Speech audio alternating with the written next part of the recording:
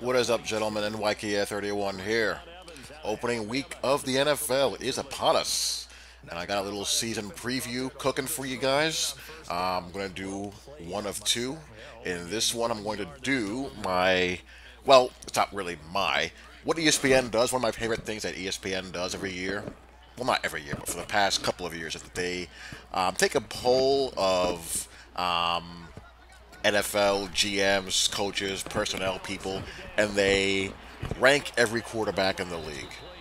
And they break them up into tiers: tier one, tier two, tier three, tier four, and they do a little synopsis of each tier and each quarterback and the, I guess, feedback and opinions that personnel people gave them, and they rank them, which is really fun.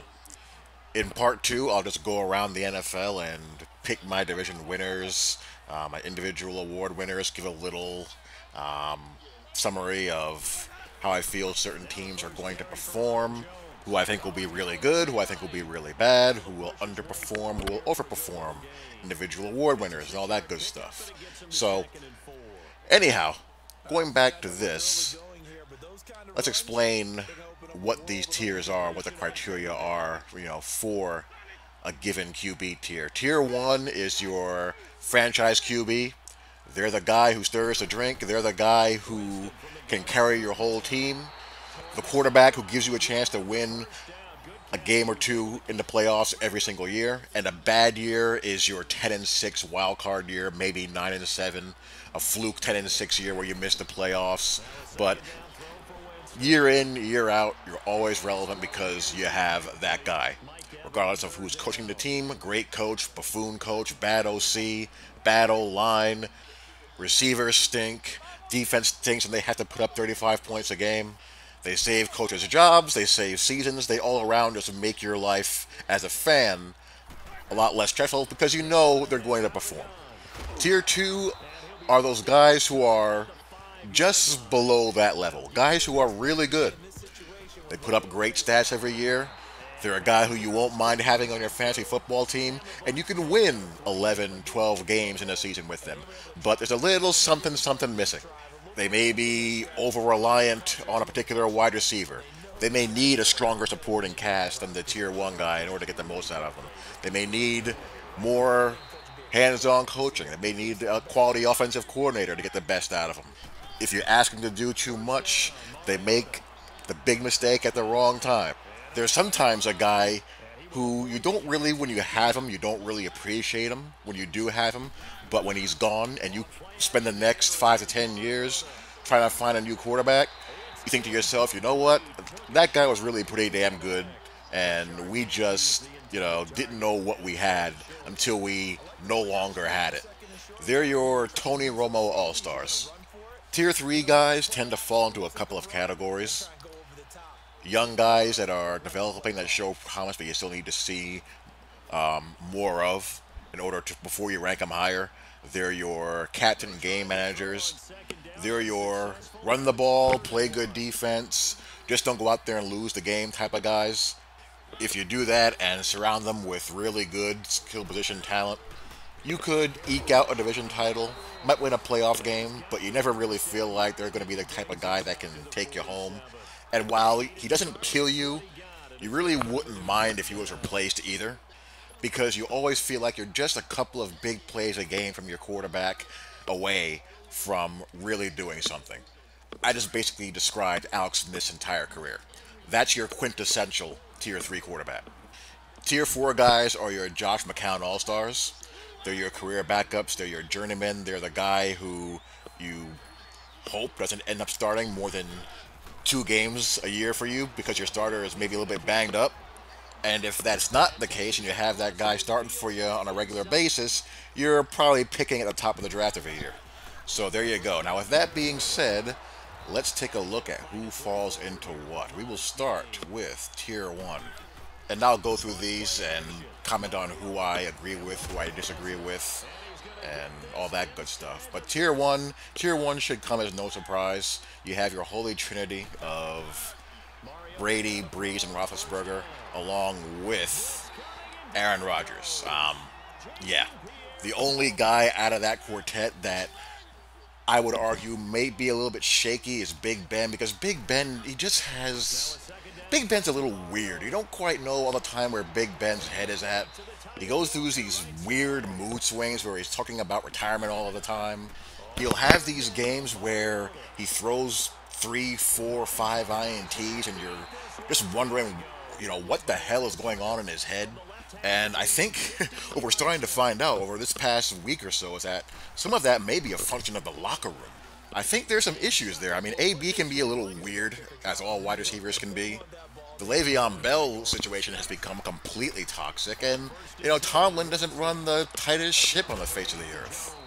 And I think there are times when all of that manifests itself on Sundays. Like their two games against Jacksonville were ridiculous, their approach to those games. Completely arrogant, completely dismissive, completely lacking discipline, and he still threw for over 450 yards and 5 TDs in that playoff game against the best D in the league. Those are the things that he can do. So while out of those, four, he's I think the shakiest. As long as he's there, what are you gonna do? You're gonna pick Steelers to win the division and be a threat to at least get through the divisional round every single year, just as long as they don't screw it up somehow. With Brady, as long as you give him receivers that have, two good ACLs and you give him an average defense, you're going to be fine. Same thing with Rodgers. If he stays in one piece and you play just decent defense, you're going to go deep into the playoffs every year. And same with Breeze. I think Breeze may be a little bit more reliant on the running game now than he has been in the past. I don't think Breeze has. I think Breeze may be losing a little bit of zip, but still, until you see some real obvious slippage out of him, you're going to have a chance to win at least a playoff game virtually every single year. Now, there's a couple of guys that they have in the Tier 2 category that I would elevate to Tier 1 personally. I think, without question, if Carson Wentz did not get injured, he'd be in the Tier 1 category. If you recall a year ago when I was doing this, I mentioned that there was a chance that the Eagles could arrive a year early, and sure enough, they did. And if he played the whole season, he would have been the league MVP, and he would have been the Super Bowl MVP, not a doubt in my mind. But, he didn't, so they docked him for that. But personally, I wouldn't have. I've seen enough where I am completely convinced that he's a Tier 1, no doubt about it, franchise quarterback, and will be for as long as he stays in one piece. Russell Wilson is another one. I am a complete believer in Russell Wilson. He has complete dog crap to overcome every single week. The worst OC in the league, one of the worst offensive lines in the league. They don't run the ball anymore. They don't play defense anymore. And every single week, he is forced to pull rabbits out of his hat, and more often than not, he does. I mean, technically, based on the criteria of a Tier 1 guy, they don't win enough anymore for you to, put him in that category. But even so, they were still in the playoff mix right until the last week of the season. I think Russell is that guy. I really, really do. So, going from that, let's talk about the Tier 2s now. And headlining the Tier 2s is, and this should not come as a surprise, is Matt Ryan. He's their highest rated Tier 2 quarterback, and I think Matt Ryan is your billboard for the Tier 2 QB. Fantasy football quarterback. And it pains me to say that because outside of quarterbacks who play for my own team, I've probably watched Matt Ryan more than any other quarterback that's, currently active. I've been watching Matt Ryan play since since he was 20 years old. I really like him. But I think we have more than enough evidence to conclude that this is what he is. I was hoping that the MVP year was him finally breaking out of that fantasy QB mold and taking that next step, but that has not happened. And if anything, he's regressing. I mean, let's remove Shanahan from the equation. There's a little something missing from him. That Falcons team still has too much talent for him to be locking onto Julio Jones and double coverage all the time. I mean, Sark deserves a lot of blame, but a fair share of blame is on Matty Ice, too. And This is not an isolated thing. Even going back to the Roddy White, Tony Gonzalez, Michael Turner years. How many times did those jokers win 11 to 13 games and then lay an egg in the postseason at home nonetheless? The Cardinal postseason sin. And you're sitting there going, what the hell happened? That's happened a lot with Matt Ryan. And it's disappointing. The stats always look great. At the end of the season, there's your 4,000 yards and your 20 plus TD passes. But you only have so many opportunities to get it done in the NFL. When you're good, you have maybe a 3 to 4 year window to win something, and when it's gone, you got to break the team down. And I think the Falcons are at that stage where the window is closing again. It's just too bad. It's a shame. Anyhow, we will segue from Matt Ryan to Matthew Stafford. Good old Matt Stafford. I have done a complete 180 on Matthew Stafford. Matthew Stafford used to be one of my whipping boys. And come on now, be honest. I was not alone with this. We all thought that when Calvin Johnson retired, Stafford would spontaneously combust. But not only did he not, implode, he's gotten better. I mean, seriously talented guy. He was always very talented. There aren't a half dozen QBs in the NFL that are as physically gifted as Matt Stafford. He makes as many, if not more, oh my God throws than anyone in the league. And the guy produces numbers. I mean, he's got one of the better offensive coordinators in the league. That helps. That helps him a lot. They haven't run the ball in forever, it seems like. Defensively, the Lions are usually okay. Not great, but they're not an embarrassment like, say, the Bucks are. So that leaves a fair share of the team's success, squarely on his shoulders. The next step for him is to get into the postseason somehow in that ridiculously stacked division and win a playoff game or two. That's really the only thing missing. He doesn't have any postseason playoff success. The next guy they have behind Stafford is Phillip Rivers, and Rivers is one of those guys who I have a sentimental blind spot for.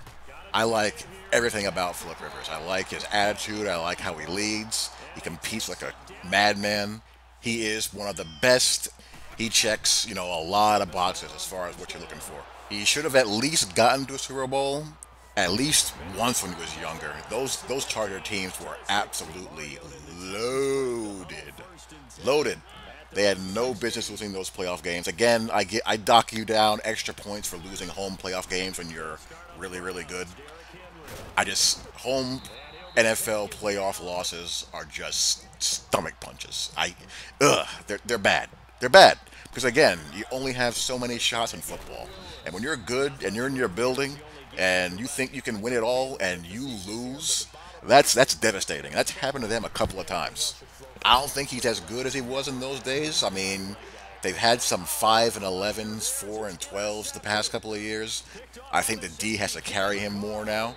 He turns the ball over now more than he did when he was younger. I think that's because of his. I think that's an age thing. I think it's because his arm isn't quite what it used to be, and he still tries to challenge him. I mean, he's a guy who does not back down at all. I mean, he still wants to push that ball downfield as much as he possibly can, and I think that hurts him sometimes. But you can certainly still win games with Phillip Rivers, absolutely. They have Andrew Luck after that as a tier 2, mainly because he hasn't played in so dang long. I think if he is all the way back, he's a tier 1. I like Andrew Luck an awful lot as well. I think he's been borderline sabotaged by an incompetent organization, a criminally incompetent organization as far as what they've surrounded him with, allowing him to get beaten up and damn near put the man's career in jeopardy. I mean, this is a guy who's won road playoff games playing behind some of the most garbage offensive lines you'll ever see, and a team that plays no defense whatsoever. Just awful how the Colts have built that team around him. Terrible. Cam Newton. Cam Newton is next in the list in the 2 category. And he was, in reading the article, the most, I think, divisive number 2 on the list. And I think that reflects how fans view Cam Newton as well. I think with Cam, it comes into one of 2 patterns of thought. One, people don't respect his acumen and throwing enough. They tend not to think he's a good enough leader. And the other camp thinks you can certainly win with him. If anything, he's been undermined and not utilized effectively enough. And that's the camp I'm in. I love Cam Newton. I don't necessarily think that he and North Turner in this stage of North Turner's life is a great fit. But, I don't view Cam as a traditional quarterback because he's not like any quarterback we've ever seen. He's a quarterback who's also doubling as a power short yardage running back.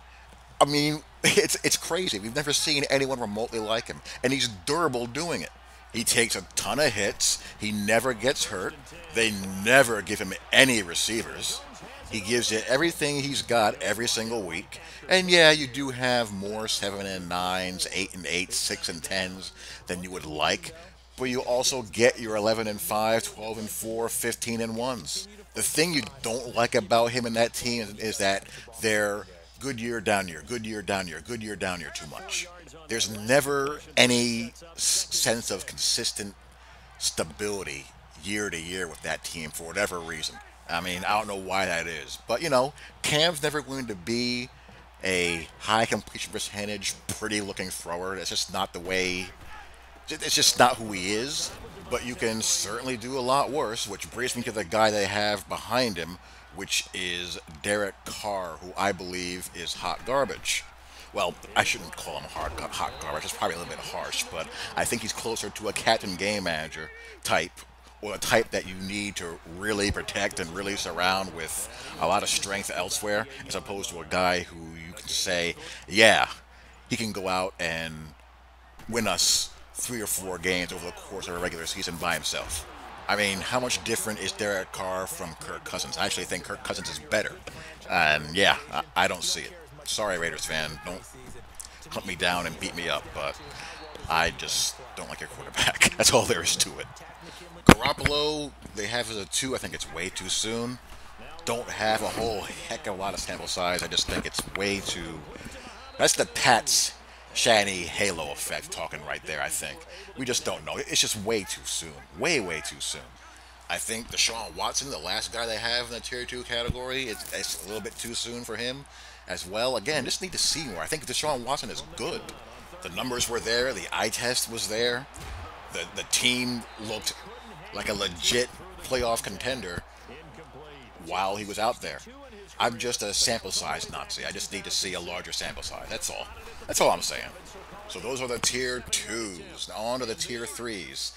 And checking in at the top of the Tier 3 is Kirk Cousins. And I think that is right. And I think the Minnesota Vikings check all the boxes for a Tier 3 QB to succeed and play really well. They got backs, they got receivers, they got tight ends, they got a good defense, they got a coach that knows what he's doing.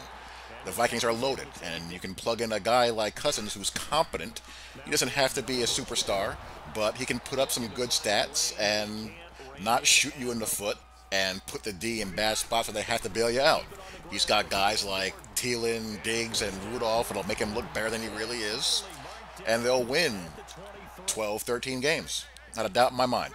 I think he and Case Keenum are almost the exact same guy. I think what you're going to see with Keenum is that he's going to be going to a team that's not quite as talented, and it's going to show. He's going to dip, and Cousins is probably going to elevate just because he's surrounded by superior talent than he had at Washington. I think that'll be the only difference. Keenum is in this category as well, not surprisingly. After Cousins is Captain Tier 3, Alex Smith. I mean, we can just move on. I mean, he's Tier 3 to a T.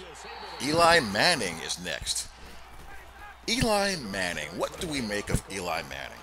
The Giants obviously feel like they have bare minimum 2 years of Eli left, possibly 3. Maybe more, I don't know. The Giants clearly think, if you look at the Giants offseason and the way they drafted, they think they're good.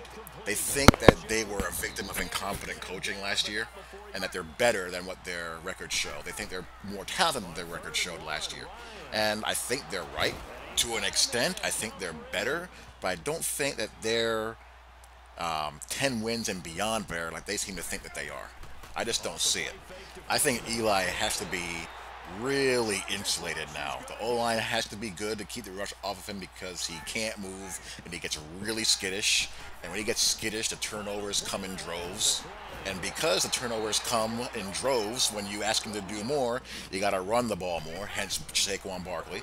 And when he does throw it, you're going to need him to be bailed out by his receivers because he's not the most accurate guy on the face of the earth. He never has been. So OBJ fills that. What Eli is a guy who can get really, really hot and sustain it for 2 or 3 weeks at a time. So I think what the Giants are thinking is you bring in a guy like Shermer, you believe he can scheme better than Mack could, turn Eli into more of a safe throw rhythm passer, and run it more. Will it work? I don't believe it will, but we'll see. We're going to find out really quick because Jacksonville is up week 1.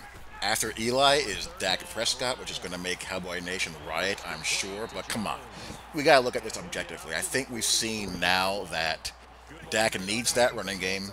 He needs that O-line. He needs that big-time downfield receiver. And if any of those parts are compromised, his effectiveness plummets. I think we've seen that without question now. Jared Goff is next. Textbook example of a guy flourishing when you put him with a coach that knows what he's doing, which will get me to the next quarterback on this list. You move from a guy with an antiquated, unimaginative approach who the game has passed by to a guy who has a clue, knows what he's doing, recognizes what his quarterback's strengths are and what he's comfortable with. Give him good athletes that can do damage in space and know how to get them into space. And you got a guy who looks like a brand new person.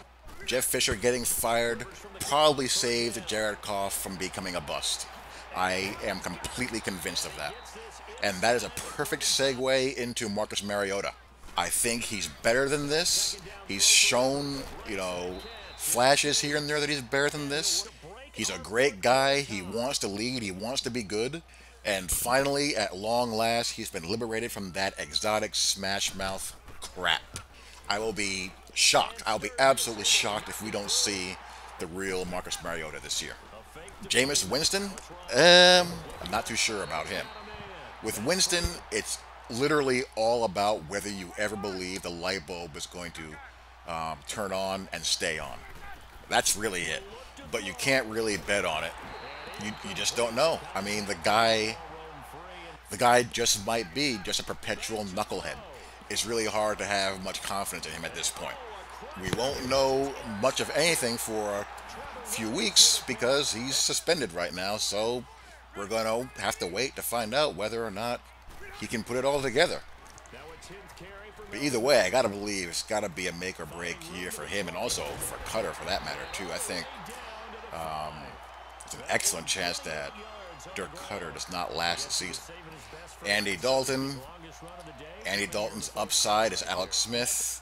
I think Dalton could be okay in a situation that does not have the culture of just dysfunctional mediocrity that the Bengals have. I don't understand how you can have guys as talented as A.J. Green, Tyler Eifert, the backs that they have, when all these guys are on the field, of course, combined with having consistently a pretty good defense and just play this way. I don't understand it. But anyway, Dalton is the kind of guy that needs to have guys bailing him out on both sides of the ball, combined with a competent coach. He has the guys on both sides of the ball, talent-wise, but he doesn't have the coaching. It's just an odd dynamic. It's really weird. Really, really weird. Joe Flacco, garbage. Complete and utter garbage. They have Tyrod Taylor rated behind Flacco and Keenum, which I think is completely disrespectful. But that's just par for the course for Tyrod Taylor's entire career. Always being disrespected. Should have beat, if they had any receivers whatsoever, they would have beaten Jacksonville. If they got anything out of any of them. But that organization went out of their way to undermine the guy, and the guy just kept on fighting. Is he perfect? No. Does he have his shortcomings? Yes. But you gotta respect the hell out of Tyrod Taylor. You really do. And then, the other guys who I haven't mentioned, you can probably guess are the usual suspect. Tannehill, trash. Blake Bortles, the Jags are going to rue the day that they hitched their wagon to him. I'll tell you what, if you put Tyrod Taylor on the Jags, I think the Jags win the Super Bowl last year. If you put him on the Jags this year, I'd pick him to come out of the AFC. If you put Keenum on the Jags, I'd pick him to come out of the AFC. The thing about Blake Bortles is that people want to see him do well. Can't you just see Blake Bortles being that guy who's at the practice facility at 4 o'clock in the morning with his nose in the playbook, studying film, busting his ass every day trying to get better? That's pretty much what he is. And because he's that way, fans want him to do well, but at the end of the day, I just don't think he's good enough. It's a shame. And bringing up the rear is Sam Bradford, he's going to be hurt by week 5, and Josh Rosen's going to start from there on out, so who cares? So there you go. That's pretty much your list. Your tier 4s are your Josh McCowns of the world. If you have Josh McCown starting for you, you're just counting down the days until the draft. So that's that. Anyway, hope you guys enjoyed. Talk to you all later. Peace.